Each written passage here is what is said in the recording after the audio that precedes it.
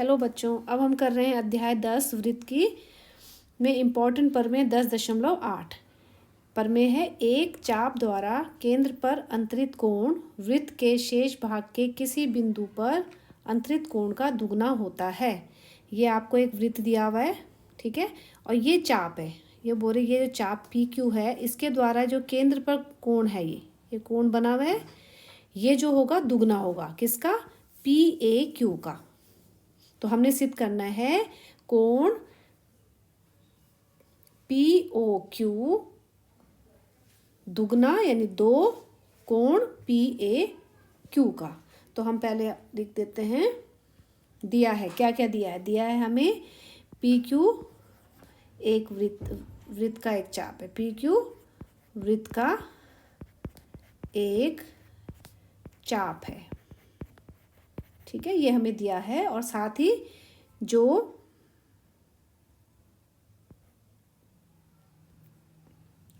चाप है जो वृत्त जो केंद्र ओ पर कोण पी ओ क्यू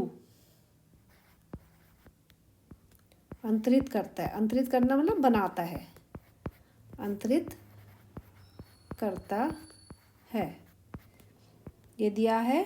और साथ ही वृत्त के शेष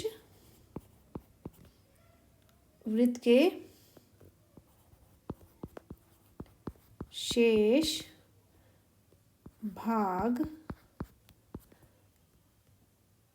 के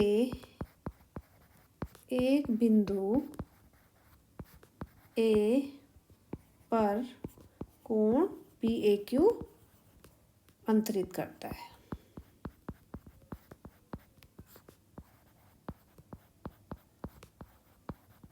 क्या है कि ये जो चाप है ये पी क्यू चाप है, ये पी क्यू चाप है, ये यहाँ पर ये कोण बना रहा है।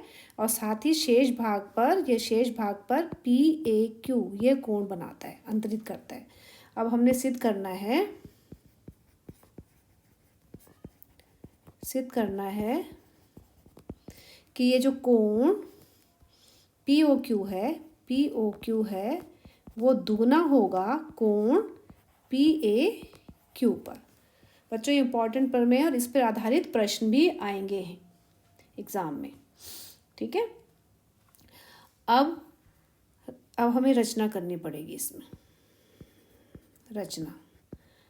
रचना हमें क्या करनी है कि बिंदु ए को केंद्र मानकर, ये ए को केंद्र माना और यहाँ से हमने ओ से जोड़ेंगे, को केंद्र ओ से जोड़ा, ठीक है। और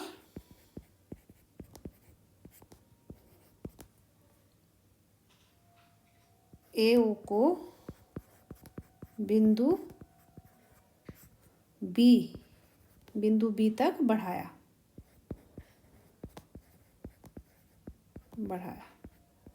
ठीक है। अब हम यहाँ रचना करेंगे।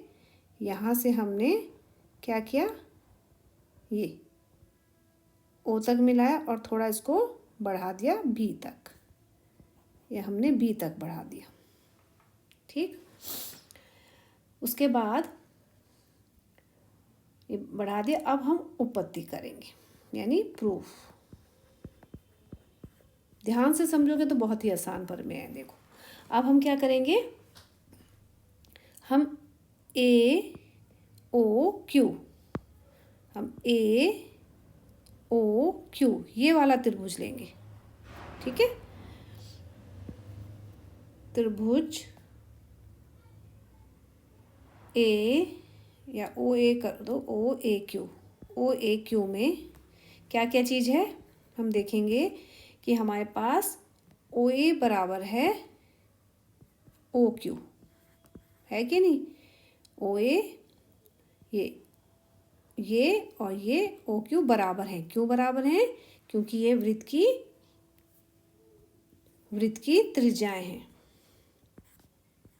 ये वृत्त की त्रिज्याएं, ये वृत्त की त्रिज्याएं हैं, इसलिए ये बराबर है।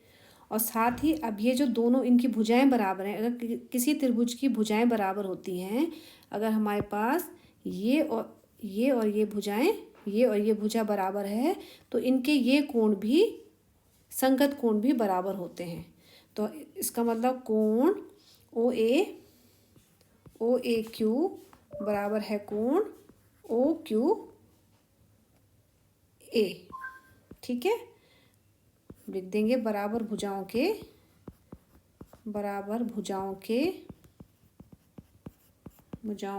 सम्मुख कोण बराबर होते हैं, सम्मुख कोण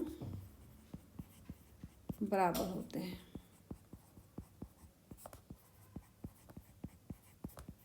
ठीक है, बराबर भुजाओं के सम्मुख कोण बराबर होते हैं। ये तो हो गया। अब हमने ये जो भुजा ये बढ़ाई हुई है, ये भुजा जो हमने बढ़ाई है यहाँ पर, ठीक है, ये यहाँ तक बी तक बढ़ाया है ना ये, तो इसके ये हमने इसलिए बढ़ाया है ताकि आपने पहले पढ़ा होगा कि त्रिभुज का बहिष्कोण उसके दो अभिमुख अंतःकोणों के योग के बराबर होता है। यह आपने पढ़ा है, तो हम यहाँ पर लिख देते हैं क्योंकि त्रिभुज का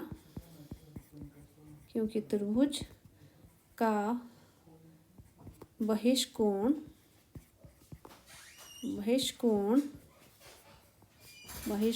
उसके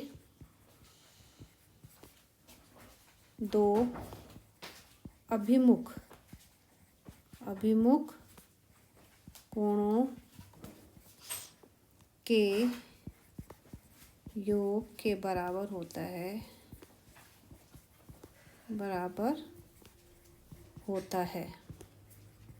है ना, ये पढ़ा है आपने। यानी कोण, ये वाला कोण BOQ बराबर होगा इसके अभिमुख कोण के, ये कोण बराबर होगा, ये बहिष्कोण है, ये त्रिभुज है, इसका बहिष्कोण ये है, ये इसके और इसके योग के बराबर होगा। ठीक है, यानी कोण BOQ बराबर होगा कोण OAQ प्लस कोण OQA के। ठीक है, यानी कोण BOQ बराबर है कोण OAQ। अब देखो कोण OQA को हम लिख सकते हैं, ये देखो यहाँ पर OAQ, यहाँ पर लिख सकते हैं OAQ। ठीक है, अब जिससे ये क्या हो जाएगा, देखो BOQ बराबर हो जाएगा, ये दोनों एक जैसे हैं तो एक एक, ये कितने होंगे, दो, कोण OAQ, यह आ जाएगा समीकरण 1। अब बिल्कुल इसी तरह हमने ये जो दूसरी साइड का त्रिभुज है ये, ठीक है, OAP में भी बिल्कुल ऐसे ही करना है, फिर उन दोनों समीकरणों को हम जोड़ देंगे। ठीक है, अब बिल्कुल ऐसे ही हम करेंगे त्रिभुज OAP में, त्रिभुज OAP में भी बिल्कुल वही है, OA बराबर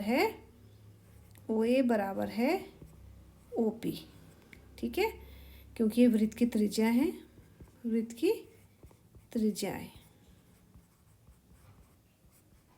त्रिज्याएं हैं। अब क्योंकि ये दोनों, ये और ये बराबर हैं, तो इनके ये कोण भी बराबर होंगे। ठीक है, तो कोण OAP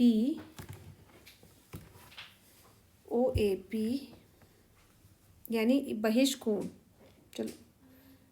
चलो पहले हम लिख देते हैं OAP।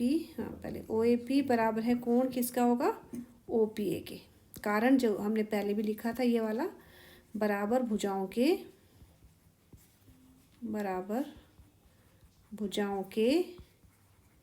सम्मुख कोण बराबर होते हैं।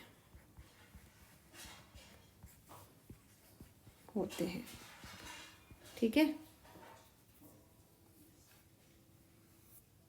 बराबर होते हैं।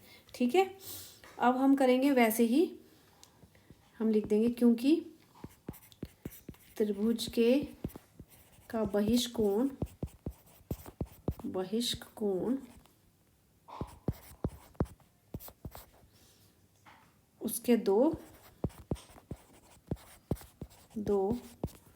अभिमुख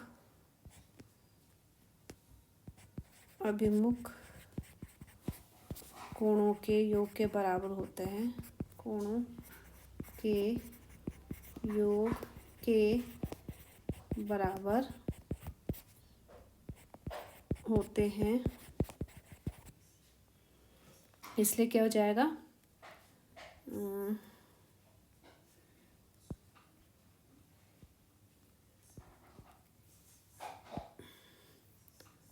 होता है, ठीक है, होता है, इसलिए क्या हो जाएगा, जो कोण BOP होगा वो कोण OAP प्लस कोण OPA के बराबर हो जाएगा। ऐसे ही जैसे पहले उसमें किया था, BOP बराबर हो जाएगा कोण OAP, और OPA किसके बराबर है, OAP के बराबर है। ऐसे ही यहाँ पर क्या हो गया, BOP बराबर है 2 कोण OAP हो गया। ये समीकरण 2 हो गया।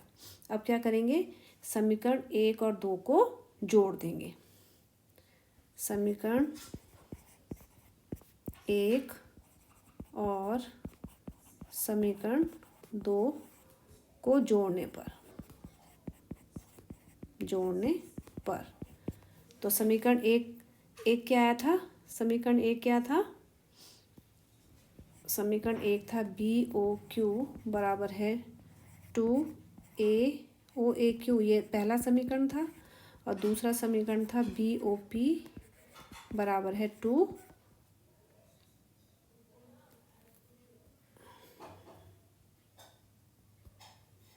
कोण ये वाला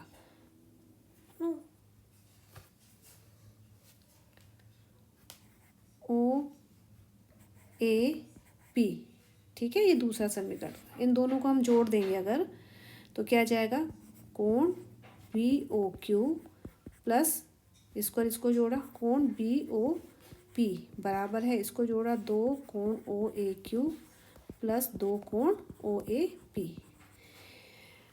अब देखो बच्चों, इसमें से तो BOQ प्लस कोण BOP, तो ये आ जाएगा, देखो इसको जोड़ के हम इसकी जगह लिख सकते हैं